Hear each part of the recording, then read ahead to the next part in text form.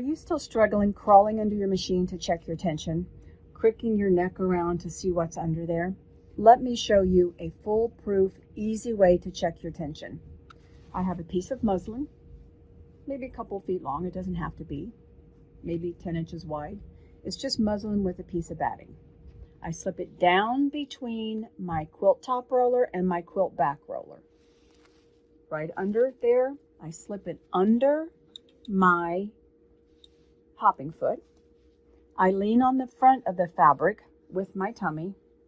I put my needle down, bring my needle up, move it away, and get my bobbin thread. Just pull it up nice and easy. If your bobbin thread isn't pulling smoothly, there's something wrong with your thread coming out or going into your bobbin case. Pull the bobbin out and check it. I lightly hold these threads just as I would do if I'm starting stitching on a quilt. I hold the back of my quilt sandwich or my tester sandwich. I'm not pulling it really taut. I just want it nice and relaxed, just like your quilt top would be. So I put my needle down, I turn my machine on, and I start stitching. I do some loops, I do some points, shut my machine off, pull it out. You can break your thread or not. I pull it out. I look at my stitches on the front. They look beautiful.